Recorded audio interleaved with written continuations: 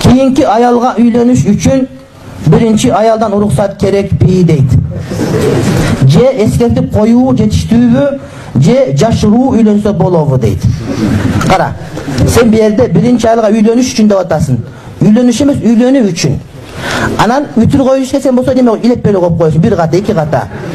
Мына биринчи аялдан уруксат керекпи деп атасың. Анан же дегенде болсо тетире жазып коесуң, же деп коюпсуң. Же эле болот, 3 ката. Эскертип коюу дегенде юдан кийин 2 у, 4 ката. Жетиштүүбү депсин, үй болуш керек 5 ката, акыркы 6 ката, 7 ката. Же жашыруу депсин, жашыруу болот 8-9 ката. Үйлөнсө болобу, сурашсак 10 ката. Бир сүйлөмдө 10 ката. Сен аял алсаң экинчи сөздү да ката кетирип коесуң. Сага болбойт.